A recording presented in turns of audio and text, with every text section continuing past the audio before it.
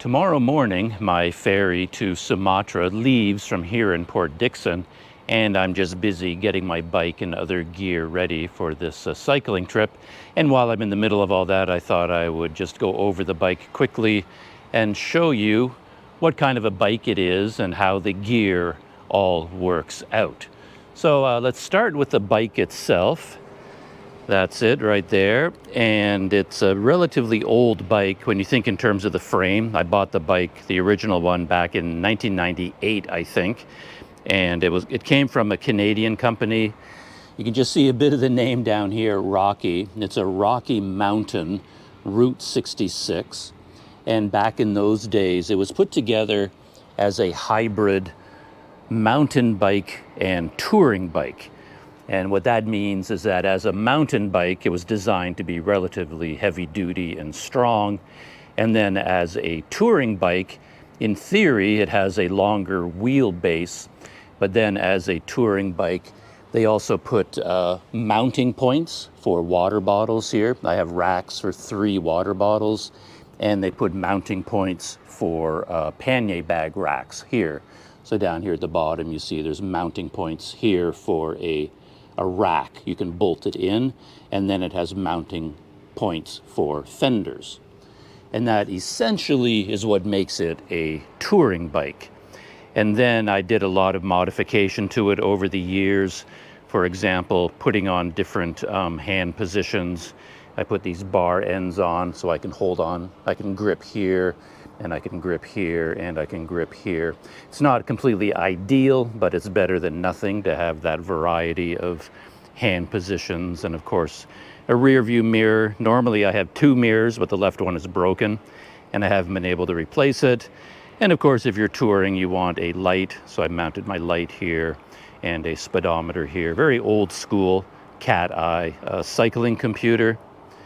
And then I did some other modifications. I put a little bag here, which just holds my bike lock. And I usually put some rags in here and some other bike tools, things like that. And on my most recent trip to Sumatra, I added this to the bike. Turned out to be pretty handy because you need a place to put your smartphone. And I would just slide my smartphone into this compartment, along with cycling gloves, sunscreen, any kind of little doodads like that. And in terms of the bike itself, I think that's all I really want to talk about. Oh, except for maybe the gearing ratio and the wheels. That also makes it a touring bike. So as you see here, I've got 3 rings here. And 1 ring is very, very small, which gives you a lot of torque. And then here at the back, I've got 1 very, very large ring. So you combine a big ring on the back with a small one on the front, and that gives you a lot of power, a lot of torque for going uphill. So that also makes it a bit of a touring bike. And then the wheels, I forget the brand of the rims, but these are specialized touring rims. So they're very, very strong, designed to carry a lot of weight, and they have 36 spoke holes. So the hub and the rim is designed for touring, which means you can put 36 spokes in, which makes the wheel quite a bit stronger. And then these tires are basically touring tires as well, designed for road and off-road both. So yeah, I think that's about it for the bike itself. And then also for touring, of course, you need luggage. And most people who go on a bike tour, they ride with 4 bags. So that you have a rack here at the back, and you put 2 bags here, one on the left side, one on the right. And then you put 2 bags on the front, one on the right, one on the left. And then quite often a handlebar bag here, and then maybe even a frame bag here in the frame. And then you might put a stuff sack on top with your tent and sleeping bag, things like that, and another stuff sack on the front here. So you basically load a whole bunch of bags on the front wheel and then some bags on the rear wheel. And I've done that in the past, but lately I've switched to a slightly different system, which has its pros and its cons, and there it is over there. These days I use a trailer, and this is the radical design Cyclone 4 trailer. It has quite a large volume. It can hold about 100 liters, and it can carry 40 kilograms. And I'll set up my camera in a second here, and then I'll show you how it attaches to the bike. So I have the trailer, which is 100 liters. And to be honest, if you were a normal person and you're going on a very simple kind of bike tour, that's all you need. You don't need any other bags. Maybe the trailer, and then maybe a small handlebar bag. You put your camera or something in there, and that's really all you would need, because 100 liters is a lot of volume. But I like to also have a pannier bag, so you know, you're riding along and you want to pop into a coffee shop or something, so then you have a pannier bag. You can just pop off the rear rack and then walk into the store, into the restaurant with this pannier bag. And it has all of your valuables in it and things like that, everything you need. So I like having a simple bag that I can attach to the rack. So I travel with one trailer, or at least for this trip, one trailer and 2 bags. And I'll show you how those all attach right now. So first, the trailer. And the trailer works basically on the same principle as a car trailer, like anything you would attach to a car. It has a trailer hitch. And right here, there's a ball. So it's like a trailer hitch on a car. And there's a little hole here. You pull back on this sleeve and it clicks over top, and then the sleeve locks into place. And that's it. That's all there is to attaching the trailer, basically. And an interesting thing about this trailer is that it has 2 positions for the wheels. Right now, the wheels are in the touring position, so the wheels are in the middle of the trailer, so all of the weight in the trailer is balanced and being supported by these wheels. None of it is being transferred to the bike. It's basically perfectly balanced, which is the whole idea. But when you arrive at your destination, or you want to move into your hotel room or something, you unclip this. It's that simple to do. But then if you want to walk around with the trailer, the wheels pop off and then they click on the back position like that. And now basically it's become a walking trailer. You just pick up the front and then you can walk around with it like this. So now you can just roll it around, like go through the airport, anything like that. And then in theory, I've never done it yet, but you can take the bar off, put it inside the bag, take the wheels off, put them inside the bag, and then essentially it becomes a duffel bag, and you can check it in onto an airplane. And it has straps, so basically it just turns into a large duffel bag or a large suitcase. And then when you want to go back on the road the next morning, you just click that on there, and then you move the wheels. Many times I've forgotten to do this. I hook up the trailer and then I just go. I forget to move the wheels, but it doesn't really matter. It just, when you put the wheels here, it just balances the weight better. So that's that. And then my pannier bags. This is my most important one. So this one I call my survival kit. So in here I will have all of my camera gear, my passport, money, computers, anything that's important to me. It all goes in this bag, and it hooks onto this rack here at the back.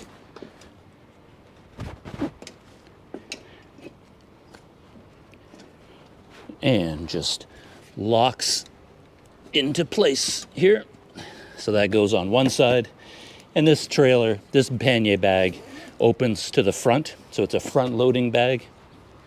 And it has a lot of pockets. Pocket here, pocket here, pocket here. Another pocket here. And then this pannier bag, the right one, I was debating whether to bring it for this trip or not, because I don't really need it. All of my gear fits easily into the trailer. but then a little bit goes in here. And then this one, I don't really need it, but I thought, why not? It's not that heavy. Click it on there.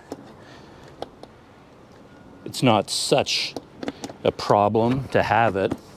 And then now that entire bag right now is completely empty. So you're cycling during the day and you want to pick up some bread, pick up some bananas, pick up some food, and that bag is just sitting there empty, and you can just fill it up and just use it as a spillover space. So in terms of the bike and the bags, that's pretty much it. Bike, 2 pannier bags, and the trailer. And while getting ready for this trip, I've also been figuring out different ways of mounting a GoPro camera and a 360 camera to the bike. And I'm sure I'll be fine-tuning these systems as I ride around Sumatra, depending on how the trip turns out. But basically what I've done for the GoPros is put this broomstick on the front. See if I can keep my handlebars from swinging around. So I put this broomstick on and I have it clamped to the seat, the handlebar stem using hose clamps. So that's quite a firm mounting point. And then I have mounting spots for 2 cameras. This will be one GoPro, probably the GoPro Hero 12, my main GoPro, and it will be pointing back at me. So this is the view basically that you would get from this GoPro, a view of me sitting on the seat. So I would be talking into the camera. And then I have another mounting point down below for a second GoPro, which can be facing forward.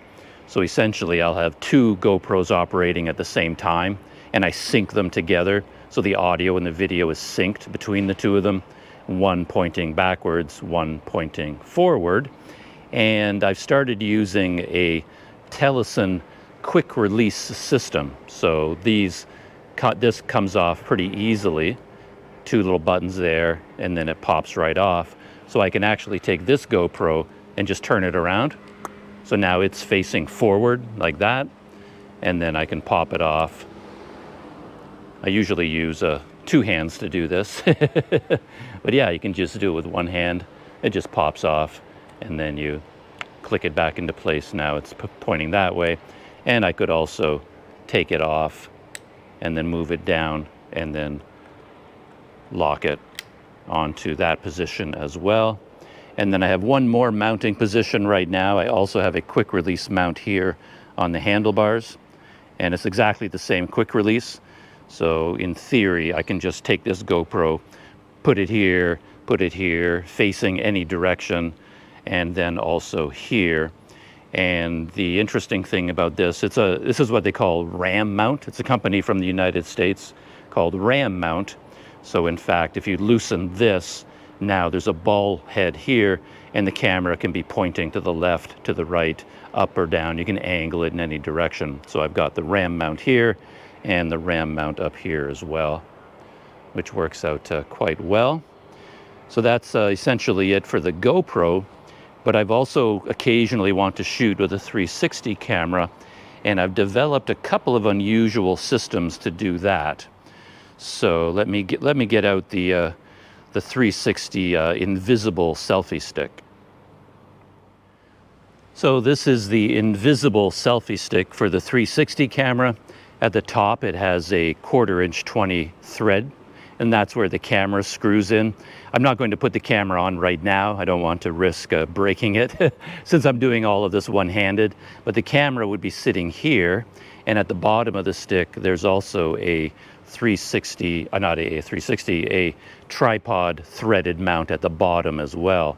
So what I've done is put a bunch of tripod threaded mounts on the bike itself. So right here, for example, at the back, here's a tripod ball head with a tripod mount. So I can screw the selfie stick into here. I have a GoPro quick release buckle here with another tripod thread there. And then over here, I have another RAM mount rigged up to the side of the bike, like onto the frame. And then it also has a tripod mounting point right there. Though, in order to mount a camera safely, you can't use just this. Like if I screw that onto there, there it is. If I screw that onto there and I tighten it down, I could have it pointing straight up into the air like this. And then that would probably be stable enough. That would be okay. But as soon as you put this on an angle, like if you want it going off to the side like this, now that isn't strong enough. So now you need a second mounting point. So I have this jaws set up right here. So you basically, it nests right down in there, and then you tighten that down. So now you've basically got two attachment points. One down here at the bottom, so I can tighten up this ball head here. So the base is being held in place with this tripod thread, and then the stick itself is being held with this clamp system. And now you can see the camera could be mounted way back here, pointing out the back of the bicycle like that. So then I get a 360 view from behind me. And I could also mount the base on this GoPro quick release buckle system.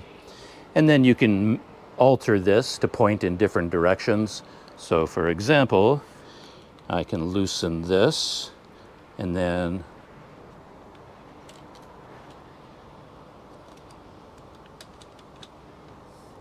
once everything is loosened, now I can angle the camera off in this direction, and then I just have to tighten everything up, and now the camera is sitting way over there on the left. Or if I want to, I could adjust the whole thing to be pointing out here to the right, and then I just have to tighten down all of these levers in order to have it positioned over here on the right. So here at the back, I can basically have the camera in any position that I like. So that's what I'm doing here on the back. And then for this front mount, I'm basically doing the same thing. So there is the tripod thread to hold the base of the selfie stick. And that just screws in there. So now you can see the camera is way off on the right side.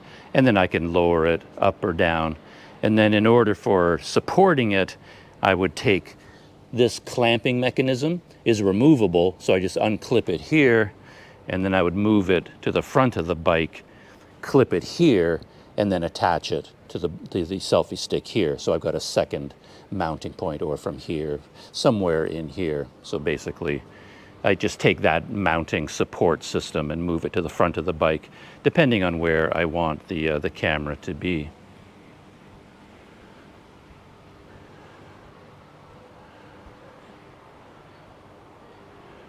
And I guess maybe the only other thing to talk about is rain protection. And my main protection from rain, to be honest, is never to cycle in the rain. That's my philosophy when it comes to rain.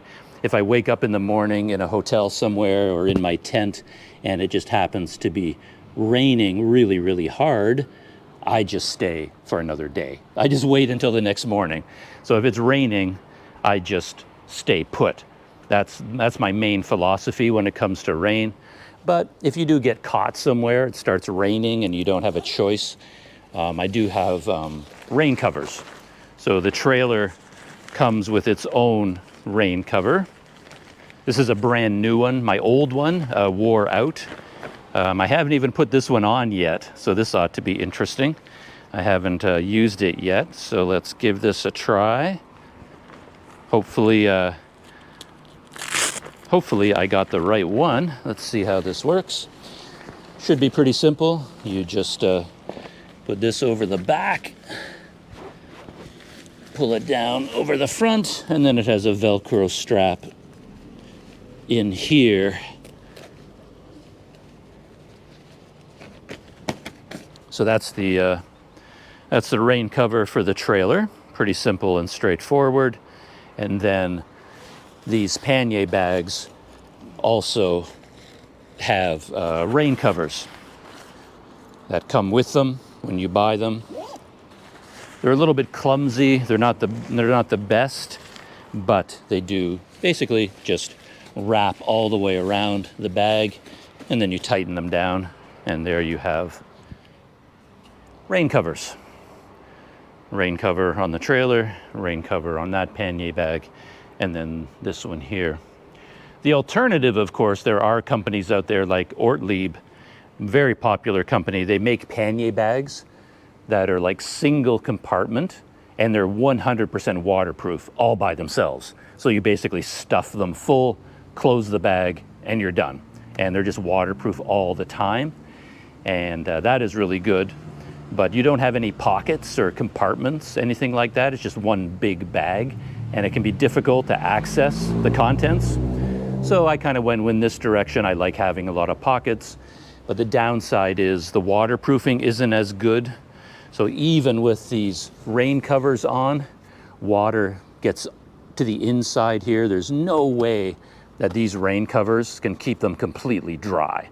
They're a little bit effective, but not really that effective. So if I had a laptop inside there, for example, I would want to put the laptop inside another waterproof bag. I would not trust this one to do it.